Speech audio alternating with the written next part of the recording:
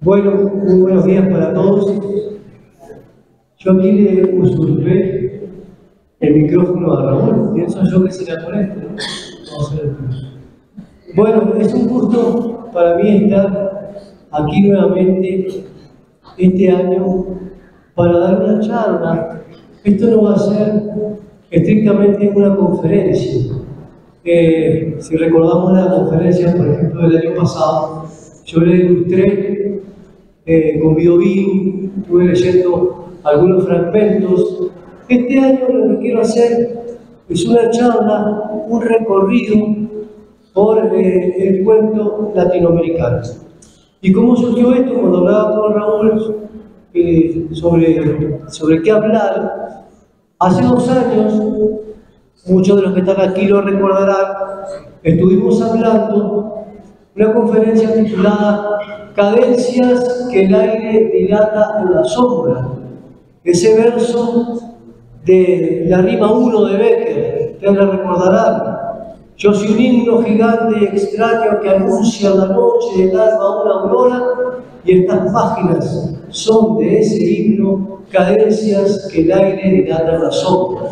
Yo tomaba ese verso justamente para tocar una línea del romanticismo que era la de la imposibilidad de la expresión artística, o más que de la imposibilidad, de la dificultad de la expresión artística. Y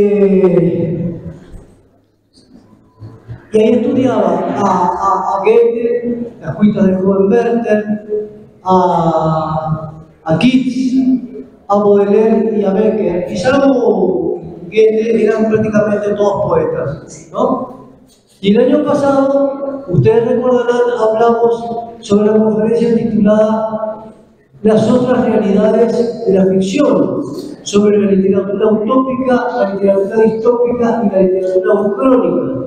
Y ahí trabajamos con textos de Jonathan Swift, con textos de Voltaire, con textos, bueno, pero eran todas novelas, Entonces dijimos, bueno, ya trabajamos con poesía, ya trabajamos con novela, ahora toca el turno de abordar el cuento. Entonces vamos a hablar un poco sobre el cuento latinoamericano. Entonces lo que yo voy a hacer es hablar, también lo hablaba con Edgar cuando venía en el Camino de la Luz, yo le decía, haciendo referencia al libro anterior, hablaba del romanticismo, bueno, tocaste a Goethe, ¿por qué no tocaste? Bueno, toda selección tiene cierto grado de injusticia, implica cierto grado de injusticia. Piensen en la selección de fútbol, por ejemplo, ¿por qué convocó a él, no convocó a los buenos? ¿Cómo hacer una selección? Entonces yo hice una selección de lo que para mí son los libros de cuentos más representativos del siglo pasado, y dentro de esos libros más representativos centrarme en un cuento y decir, bueno, yo elijo este cuento por tales motivos. Este libro, que la conferencia de hoy se basa en este libro, el cuento latinoamericano del siglo XX, es una continuación de un libro titulado El cuento fantástico en el Río de la Plata. Los cuentistas del Río de la Plata que yo estudié están incluidos en el libro El cuento fantástico del siglo XX, el cuento latinoamericano del siglo XX. Entonces, voy a empezar por el primer autor elegido, uno de los más importantes cuentistas del siglo XX, que es Horacio Quiroga. En ese sentido, de Horacio Quiroga elijo el libro Cuentos de amor, de locura y de muerte. Ayer en las charlas que dimos en los colegios, el grupo tuvo la posibilidad de hablar de Cuentos de amor, de locura y de muerte, no del cuento que voy a recomendar, porque yo lo que voy a hacer es ir recomendando el cuento. Entonces yo les comentaba a los muchachos, que siempre tienen cierta dificultad para escribir y para la puntuación, Les contaba una anécdota de cuando publica ese libro, Horacio Quiroga, lo publica Cuentos de amor, de locura y de muerte, y la editorial le entrega el libro Cuentos de amor, de locura y de muerte. Uno tendería a poner una coma ahí, ¿no? Hay una pausa. Pero parece que Quiroga se nos devuelve. Dice, no, yo no quiero que el libro se llame Cuentos de amor, de locura y de muerte, sino que se llame Cuentos de amor, de locura y de muerte sin coma. Entonces le pregunté, bueno, a los muchachos, ¿qué diferencia habría entre llamarlos cuentos de amor, de locura y de muerte, o llamarlos cuentos de amor, de locura y de muerte? ¿Y cuál es lo fundamental? ¿Por qué Quiroga quería llamarlos cuentos de amor, de locura y de muerte? Y se quejó frente a la editorial y tuvieron que hacerlo los libros nuevamente. Es porque ese libro, Cuentos de amor, de locura y de muerte, es una recopilación de cuentos que él iba publicando en la prensa argentina. Por ejemplo, el cuento que yo voy a recomendar hoy desde el año 1905, del principio del siglo, y él lo publica en el año 1917. Y son todos cuentos, bien digo, que esos tres ingredientes, el amor, la locura y la muerte, están presentes en todos los cuentos. Si yo hago una recuperación de textos y le pongo cuentos de amor, de locura y de muerte, puede ser que en esa recuperación haya cuentos cuya temática fundamental sea el amor, otro la locura y la muerte. Ahora, si yo pongo cuentos de amor, de locura y de muerte, quiere decir que esos tres ingredientes, el amor, la locura y la muerte, están presentes en todos los cuentos de Horacio Quiroga. Los más de ese libro de cuentos de amor, de locura y de muerte. Los cuentos más conocidos de ese libro son A la deriva, La gallina degollada y el cuento que yo me voy a tomar el atrevimiento de recomendarles, como lo voy a recomendar a todos, que es El almohadón de plumas.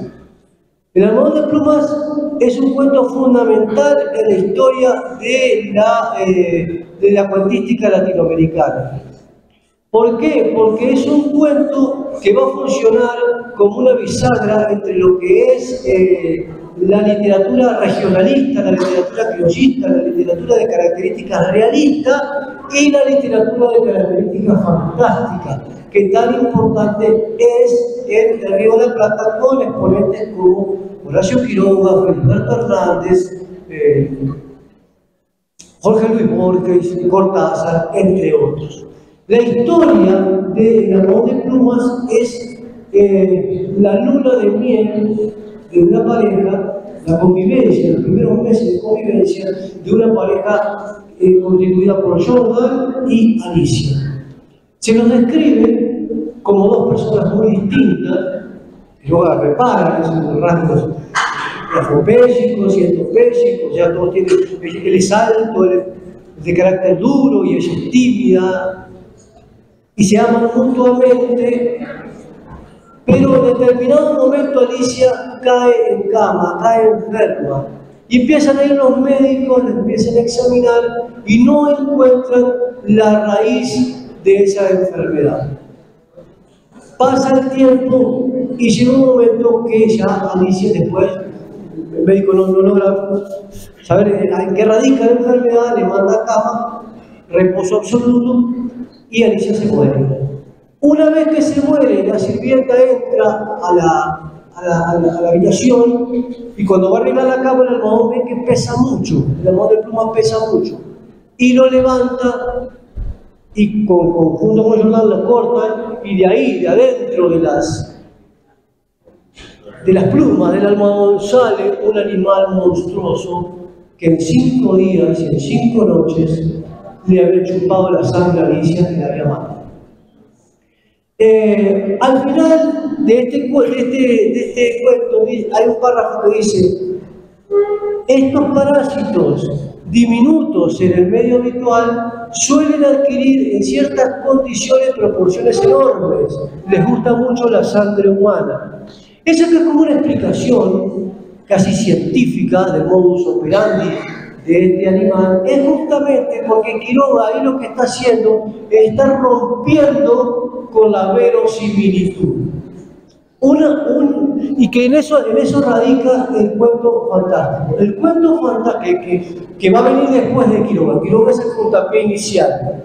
El cuento fantástico es un relato de características creíbles, verosímiles, realistas, donde en determinado momento surge algo que no tiene una explicación por las vías racionales. Por ejemplo, existen las pulgas, existen las garrapatas, existen los ácaros, en fin. Una pulga o una garrapata te puede chupar la sangre, pero no te van a chupar 5 litros de sangre y te va a vaciar. Entonces, por eso elijo El amador de pluma, porque es un cuento que marca un antes y un después, además de mostrar la genialidad de Quiroga, la estructura de Quiroga. Ahí podríamos recurrir a el decálogo del perfecto cuentista de Quiroga, que dice que uno empieza a escribir un cuento, a diferencia de la novela. Cuando uno empieza a escribir un cuento, uno ya tiene que saber cómo va a terminar. Las 3 primeras palabras valen tanto como las últimas, ¿no? A diferencia de la novela, que uno se puede dejar llevar. Sirva como ejemplo fundamental lo que le pasó a Cervantes en el año 1964. Y de ese libro, Final del Juego, elegiría un texto fundamental que es Continuidad de los Parques. Continuidad de los Parques pasa una cosa muy interesante desde el punto de vista narratológico, que no lo toma nosotros, y lo siguiente. Continuidad de los Parques cuenta la historia de un señor de muy buena posición económica que llega a su finca, discute algunas cuestiones de aparcerías con el mayordomo y se pone a leer una novela en un estudio, en una sala que daba a un parque de robles. Entonces dice que se asegura de tener los cigarrillos al alcance de la mano, se siente en un sillón de terciopelo verde, cierra la puerta para que nadie lo moleste y se pone a leer los últimos capítulos de la novela. Y se mete en los últimos capítulos de la novela. Hizo que todo su entorno desapareciera para meterse en la novela, y en ese meterse en la novela lee, dice que fue testigo del último encuentro del último encuentro de los amantes en la cabaña del bosque. ¿Qué es lo que lee en esa novela? Un encuentro de unos amantes que se juntan en una cabaña en el bosque. Ese encuentro no era un encuentro tradicional para hacer lo que hacen los amantes cuando se encuentran, sino que ese encuentro era para decidir un asesinato. Esa pareja de amantes era de una mujer adúltera. Entonces, ¿cuál era el plan? Matar al esposo de ella, no se especifica si es el esposo, el marido, el patrocinador, no sé. O probablemente el marido, no se sabe. Entonces, ella le da las indicaciones de cómo matarlo. Entonces, se narra ahí que el asesino va escondiéndose entre los árboles hasta que llega a un parque. Dice, los perros no tenían que ladrar y no ladraron, el mayordomo no tenía que estar y no estaba. Entra a la casa, entra en una sala y ¿qué encuentra? Un hombre sentado en un sillón de terciopelo verde leyendo una novela. O sea, el hombre que está leyendo la novela está leyendo su propia muerte, digamos. Entonces hay como un juego de espejos, de cajas chinas, algo que no puede ser, pero que Cortázar quiso jugar con eso. Y también jugó que no los mató al tipo, dice, un hombre leyendo una novela sentado en un sillón de terciopelo verde y entrando a la habitación con un cuchillo, pero no lo mata. Entonces uno puede pensar por qué no lo mata, y no lo mata porque si lo matara no existiría la historia. No existiría la historia porque estos personajes existen en tanto el otro lo está leyendo. Y esto va un poco con lo que hablaba hoy el día de la presentación de Andrés. Hay textos que no buscan entretener, dar todo masticado, sino que hay textos que buscan desafiar al lector, ponerlo a pensar, ponerlo a jugar. Eso es lo que hace Cortázar, ¿no? Quizás no es tan entretenido, ¿no? Pero tiene cierta genialidad. Bueno, ahora voy a empezar a ir más rápido entre cuento y cuento. Bueno, voy a meterme en algunos cuentos. Recomendar, después que terminé el cuento latinoamericano del siglo XX, el cuento fantástico del Río de la Plata, quise elegir cuentistas fantásticos de distintos países de Latinoamérica. Y me di cuenta que era muy difícil. Seguí con El guardaagujas de Juan José Arriola, el mexicano, una obra de 1952. Y ahí sale ahora, ¿por qué no lo pusiste a Rulfo? Bueno, no lo puse a Rulfo porque había que poner uno y tenía que elegir. Entonces elegí El guardaagujas, que a mí me gusta muchísimo. Me gusta mucho Arriola. Un texto titulado El guardaagujas de confabulario. Bueno, no entro a detallar el guardaagujas por tiempo para detenerme en otros textos que me gustan más. Bueno. Decir que el guardaagujas básicamente es una crítica al mercantilismo deshumanizante, a los trenes, y hay como una sociedad utópica que se crea alrededor de los trenes, pero también es literatura fantástica. Después de ver El guardaagujas de Juan José Arriola, abandoné la literatura fantástica y fui eligiendo algunos escritores representativos de cada país. Subiendo en el mapa, ya había estudiado el Río de la Plata, subiendo en el mapa me tocó con Brasil. Y de Brasil también, otro país que puedo elegir muchos cuentistas, elegí a Clarice Lispector, que ella nació en Chechelnik, en Ucrania, pero es una escritora brasilera. De Felicidad Clandestina se llama el cuento que recomiendo, y Felicidad Clandestina también se titula el libro, 1971. Muy interesante la literatura de Clarice Lispector, una literatura muy intimista, sin mucha anécdota, pero muy rica de leer. Cuenta la historia de una niña que es un alter ego de ella, es ella misma, cuando llega a Recife, Brasil, y es una historia de adolescentes, y hay una niña que tiene un libro, que tiene un papá que tiene una librería, y que es muy fea, la describen como muy fea, pero que tiene un libro de Monteiro Lobato, Historia de Naricita, y no se los quiere prestar, y bueno, y a esta niña que es muy bonita, le pide el libro prestado, resulta que bueno, le dice, ve a casa esta tarde, yo te lo presto. Esta niña va a la casa y le sale con una excusa, así la tuvo lo que le llaman una tortura china, la tiene todo el tiempo vengándose de la belleza de esta niña. Hasta que finalmente la mamá de la niña le da el libro, le dice que ese libro siempre estuvo ahí, y ella llega a la casa y se acuesta en la hamaca con el libro y empieza a reflexionar acerca de que tanto luchó por tener ese libro, y cuando lo tenía, ya lo tenía, todo porque le dijeron que ese libro era para todo el tiempo que quisiera. Entonces, ahí está el libro como objeto, como disfrutar del libro como objeto, lo que nos gustan los libros, de comprar libros a veces y leerlos, tenerlos en la biblioteca, tener una cantidad de libros que no leemos, pero tenemos muchos libros, y se cierra con algo, si se quiere, un tanto erótico, el paso de la adolescencia, la primera juventud, porque ella se acuesta en la hamaca con el libro y se empieza a mover, y ella dice que no se siente como una niña con un libro, sino como una mujer con su amante. Felicidad Clandestina, entonces, de Clarice Lispector. Día Domingo, de Mario Vargas Llosa, pertenece al libro Los Jefes, de 1959. Ese es el que elijo de Perú. También me dirán por qué no elegí a Julio Ramón Ribeiro, por ejemplo. Bueno, Vargas Llosa es un gran cuentista, aunque después se dedicó a escribir novelas y hasta ganó el Nobel por eso. El primer libro de Vargas Llosa fue un libro de cuentos, publicado en el año 1959. Y el libro, el texto que elijo se titula Día Domingo. No voy a entrar a detallarlo para no perder mucho tiempo, pero es una historia de adolescentes. Es bastante hollywoodense la historia con final feliz, pero retrata de forma magistral el mundo de la adolescencia, que también lo retrata Mario Vargas Llosa, no solo en este cuento, sino en otros cuentos y en algunas novelas, como por ejemplo La ciudad de los perros, ¿no? Ese pasaje que tuvo en el colegio de Leoncio Prada, el mundo de los jóvenes, el mundo de los adolescentes, el mundo de las barras, de los parches de amigos. Eso Vargas Llosa lo describe de forma magistral. El maestro dice que sí podemos hacer una rondita para empezar a las 11:30 el homenaje al maestro Carbón. Que si podemos hacer una rondita de preguntas de 5 minutos. ¿Hay alguna pregunta?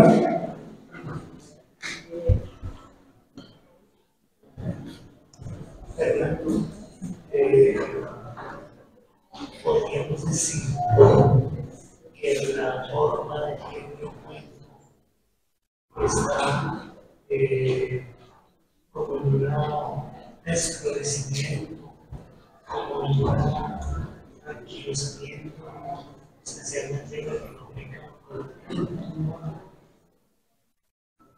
Yo creo que no, yo creo que se sigue escribiendo cuentos, y cuentos de gran valor. Quizá lo que sí han cambiado las costumbres de la recepción lectora. Antes yo creo que se leía más cuentos y se discutía más sobre el tema. También era más fuerte la presencia de las revistas literarias. Los cuentos, la mayor parte de estos cuentos se difundían que la revista Mito, que la revista Sur, y la gente las leía, entonces los cuentos los conocían, ¿no? Por ejemplo, El Almohadón de Plumas, cuando se publica, ya tenía como 10 años, toda la gente lo conocía. Entonces, por ejemplo, cualquier cuentista de hoy la tiene mucho más difícil, ¿no? Y compite con un montón de ofertas culturales que son diferentes en la literatura y que por eso son mucho más seductoras para una franja etaria. Pero no quiere decir eso que no se esté haciendo cuento, y yo creo que se está haciendo cuento, se está haciendo poesía y también novela, sí. Uno observa que los cuentistas más grandes han sido cercanos a la poesía para la lectura entender cuál es la conexión entre poesía. Bueno, yo creo que son, ¿cómo se puede decir? Formatos diferentes, estructuras diferentes, géneros diferentes, pero digamos que lo que tienen en el fondo es el lenguaje. Nosotros partimos de una diferenciación, una división histórica de los géneros literarios que viene desde Aristóteles, desde la poética de Aristóteles, género lírico, género dramático, género narrativo. Pero no quiere decir que en el cuento no esté lleno de poesía, ¿no? Entonces quizá lo que tú preguntas es por qué están cercanos. Para seguir con el ejemplo del Almohadón de Plumas, que lo nombré porque podría nombrar, ¿cómo empieza el Almohadón de Plumas? Su luna de miel fue un largo escalofrío. Ahí hay una grandísima metáfora. Primero tenemos que ver qué es una luna de miel, y ahí ya te dice mucho, porque una luna de miel puede ser el tiempo histórico, el momento después del casamiento, que no se caracteriza por ser un largo escalofrío, todo lo contrario, es un momento de felicidad. Bueno, entonces, ahí hay una genialidad, un buen manejo del lenguaje y poético en la narrativa. Quizá por eso los grandes cuentistas están cercanos a la poesía y han hecho poesía, ¿no? Aunque no trasciendan mucho por la poesía, porque Cortázar ha hecho poesía, Quiroga ha hecho poesía, todos hicieron poesía. Sí, sí, exacto, sí. Fernando, a mí siempre me ha inquietado algo en relación con el cuento. Yo he publicado 6 libros de cuento y los finales son disímiles. Hay finales insólitos, finales inesperados y finales llanos, finales casi esperados o casi susceptibles de ser predichos unos 3 o 4 párrafos antes.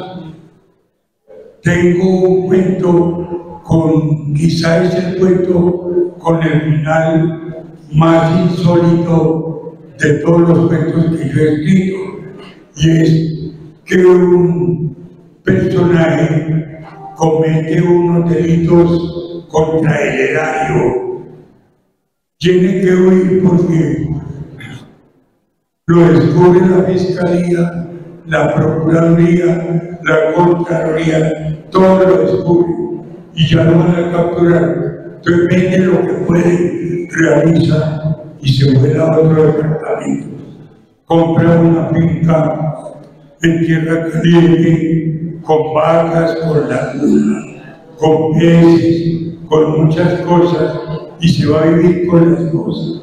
Pero ni siquiera los hijos saben dónde está él, porque temen que de pronto hable.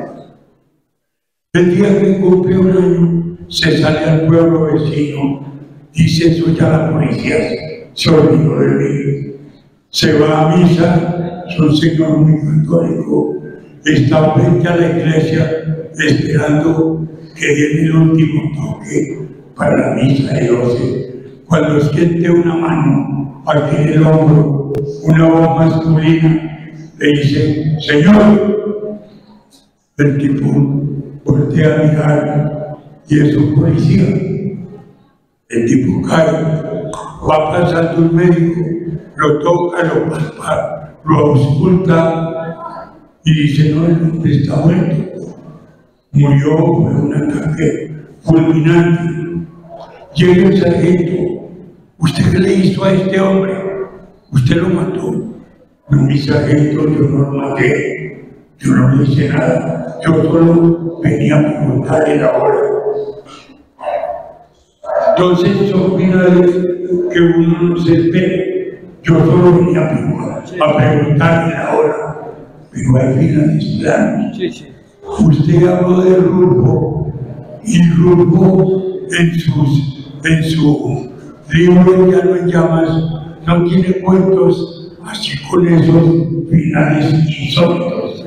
Sin embargo, yo diciendo un poco con todo respeto de usted, porque a mí me gusta la forma como Rulfo describe el folclore mexicano, el habla mexicana, con esa sencillez, con ese lenguaje hermoso. No es que discrepes conmigo, yo lo que digo es la visión que tenía Quiroga de los finales, no que yo diga eso. No que todos los finales tengan que ser de efecto, de generar una sorpresa, un efecto final. No es que yo diga que todos los cuentos tienen que ser así. Eso es lo que decía Quiroga. Es cierto lo que tú dices lo de Rulfo, pero hay cuentos, hay cuentistas que le interesa el trayecto, ¿no? La narrativa, sorprender en el recorrido de la narración y no tanto en el final. Y eso también atrapa, en el caso de Rulfo, en el caso de tantos otros. Por ejemplo, sirva el caso, lo que hicieron la tragedia griega. La tragedia griega se nutrieron de los mitos, hicieron una resemantización de los mitos. O sea, la gente que iba a ver la tragedia griega ya sabía lo que iba a ver, ya conocían los mitos, o sea, ahí no había ninguna sorpresa. La gente iba para ver cómo contaban una historia que ya conocían. En ese caso, ¿qué importa el final? Si lo que importa es cómo contar la historia, de qué forma la contar, que es el caso, en ese caso de Rulfo. Pero no era la idea de Quiroga, por ejemplo, o no era la idea de Edgar Allan Poe. Pensemos, por ejemplo, en El gato negro, ¿no? Que le empiezan a pasar muchísimas cosas, se tiene superstición y después al final te das cuenta que él, cuando quiso emparedar a la mujer que había matado, emparedó al gato también. Entonces ahí sale el gato y uno empieza a atar todos los cabos. Bueno, no mataste el gato, este gato negro te trajo todas estas miserias que estás viviendo ahora. Bueno, eso es lo que le gustó, por ejemplo, a Quiroga de Edgar Allan Poe. Pero no quiere decir que todos los cuentos tengan que tener un final así. Fernando, Horacio Quiroga vivió en la selva, sí, porque hay muchos cuentos de la selva, de serpientes, de fieras, de ataques que nos narra Horacio Quiroga, que ocurren en la selva. Sí. Él vivió en la selva. Sí, acá sería una historia riquísima también de hablar, pero nos diríamos muchísimo tiempo. La historia de Quiroga es tan atrapante como un cuento más, está llena de muertes. Quiroga recibe una plata y se vuelve dandy, se vuelve un exquisito para vestir y todo, y se va a Francia. Porque le gustaba la carrera de ciclismo, se fue a mirar el Tour de Francia. Y entonces, en los grandes salones, viviendo como un dandy, vivió todo eso, pero se gastó toda la plata. Se gastó toda la plata. Y cuando regresó, fue en primera y regresó prácticamente en la ruina, se fue a vivir en la selva de Misiones. Y ahí pasó gran parte de su vida en la selva de Misiones y ahí escribió un libro titulado Cuentos de la Selva, que hoy generalmente se lo estudia como cuentos para niños, pero son cuentos extremadamente violentos también, ¿no? Por más que sean para niños, pero no sé si son para niños, como tal. Guillermo lo podría poner en consideración si son para niños o no son para niños, porque también hay una discusión actual de qué es la literatura infantil y qué es la literatura que históricamente hemos tomado como infantil, pero que no es hecha para niños. Por ejemplo, los viajes de Gulliver, eso no es para niños, aunque históricamente se le ha dado a los niños. Ahora hay una literatura específicamente pensada para niños. No así no lo pensó Quiroga a los cuentos de la selva. Y por eso son cuentos muy violentos. Bueno, muchas gracias. Un aplauso para